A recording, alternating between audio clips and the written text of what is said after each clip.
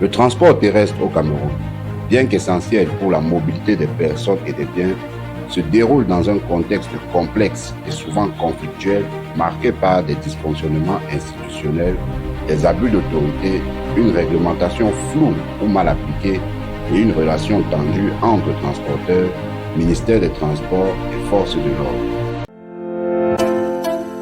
Cette chronique est sponsorisée par Afriland First Bank et Trades Cameroun, partenaire du GTTC. Avec notre expert en management de la qualité et secrétaire général adjoint du GTTC, M. Kenyen Donfak, nous abordons aujourd'hui la thématique du transport pour compte propre. Mais avant toute chose, place à la définition du concept.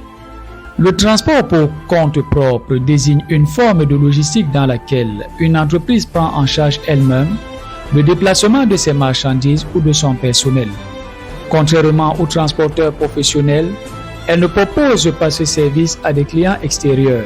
Ce type de transport joue un rôle fondamental dans le bon déroulement des opérations de nombreuses entreprises.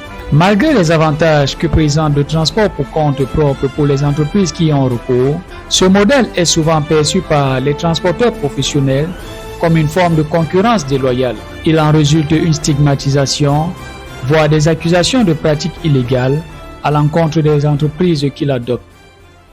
Il faut dire que la notion du transport pour compte propre n'est pas une invention du Cameroun. D'ailleurs, dans tous les pays du monde, cette pratique existe et existera encore pour des décennies. Au Cameroun, la terminologie transport pour compte propre est devenue, pour certains acteurs du transport, une expression de dénigrement de ceux qui le pratiquent et de ceux qui laissent faire. Comme si l'activité est interdite par le code de procédure pénale ou encore par une réglementation particulière. Il est important de faire remarquer que l'Afrique centrale est la sous-région de l'Afrique noire qui a mieux réglementé son activité de transport routier inter-État devant la CEDEAO par exemple. Pour mieux comprendre le transport pour compte propre, il faut que le transport remplisse trois conditions de façon simultanée. Alors, la propriété du fret transporté, la propriété du camion et l'usage du fret transporté. En réalité, vous ne pouvez pas empêcher un industriel de déplacer sa matière première d'une usine A à une usine B à l'aide de son matériel roulant. Surtout lorsque ce type de transport n'est réalisé qu'accessoirement. Dans ces conditions, l'activité du transport pour cet industriel n'est considérée comptablement que comme une poche de dépenses et non une activité rentable. Le problème, c'est que certains capitalistes, en quête de richesse effrénée, ont non seulement cru devoir rendre licite ce qu'ils ont obtenu, parfois de manière illicite. Les camions sont achetés par centaines pour inonder le marché du transport sans une réelle évaluation de l'offre et la demande au sens de l'économie, au sens de l'économiste, Adam Smith. Les transitaires deviennent dans ce contexte des transporteurs, des fonctionnaires sont devenus des marketeurs, puis des propriétaires des camions-citernes qu'ils mettent au nom des sociétés écrans. Entre-temps, les professionnels du transport se plaignent des pratiques du dumping, de l'absence du fret, des factures impayées dans un contexte où les prix des carburants n'ont visiblement pas cessé de croître. Dans le but de garantir une répartition plus équitable et transparente du fret entre les différents acteurs du secteur, en particulier entre les transporteurs professionnels et les entreprises recourant au transport pour compte propre, l'État a mis en place une plateforme de régulation, le Bureau de gestion du fret terrestre, BGFT. L'État du Cameroun dispose d'un outil de régulation du fret terrestre. Notez que le BGFT, créé en 1993, est l'instrument technique chargé de la protection des intérêts des transporteurs. Cerise sur le gâteau, cette structure est gérée par est gérée par le privé dans le cadre du partenariat public-privé notamment. La LVI, lettre de voiture internationale, pour les marchandises en transit vers les pays de l'Interland, le Tchad et la RCA notamment.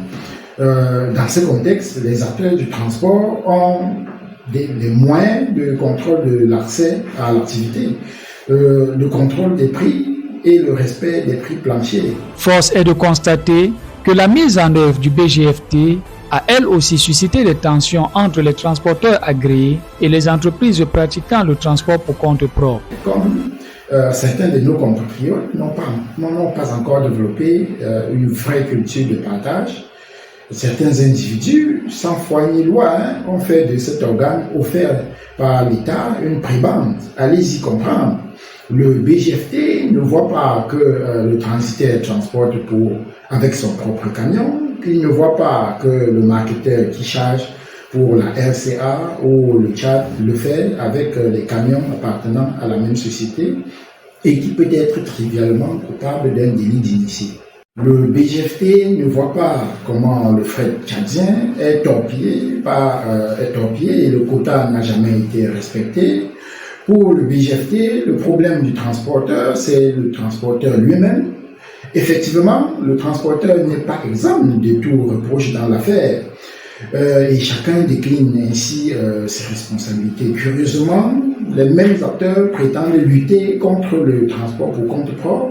Ils luttent selon eux contre le non-respect des prix planchers, la non-application du contrat type de transport des produits pétroliers. Ils sont prêts à lancer des mots d'ordre de grève au nom des transporteurs qu'ils abusent au quotidien pourtant. D'autres sont accusés d'avoir reçu des pots de vin, on ne sait de qui, pour que le Cameroun ne s'embrase pas du fait des transporteurs. Qui peut nous dire quelle est la destination de l'argent des transporteurs collecté à chaque voyage, j'y arrive, par camion au BGFT. On a envie de se demander de qui se moque-t-on finalement.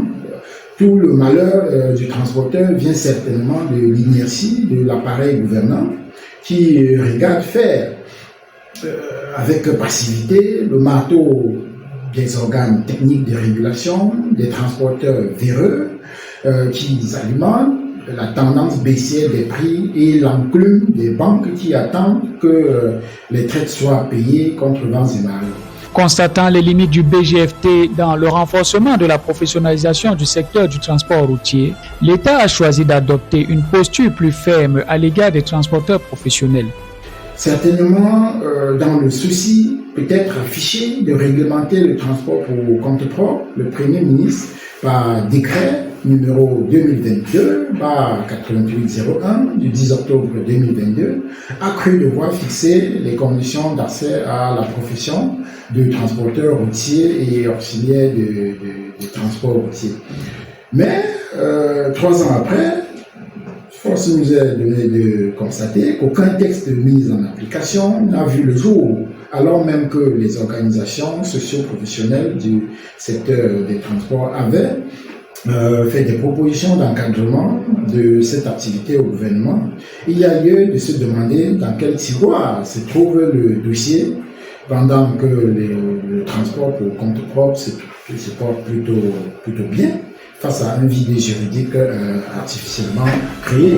Dans une volonté d'harmoniser et de mieux encadrer ce mode de transport, tout en apaisant les tensions potentielles entre les entreprises utilisatrices du transport pour compte propre et les transporteurs professionnels, le GTTC sollicite respectueusement l'arbitrage éclairé du chef de l'État. Le GTTC avait élaboré des propositions sur les quotas pouvant être transportés pour compte propre, le suivi des activités de transport pour compte d'autrui et pour compte propre.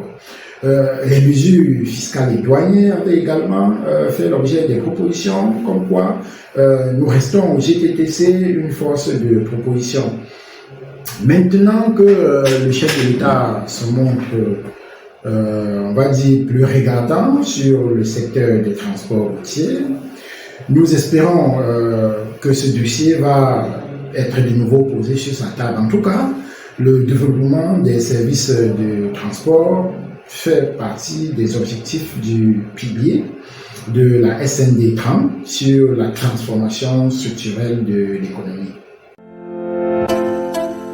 Cette chronique est sponsorisée par Afriland First Bank et Trades Cameroun, partenaires du GTTC.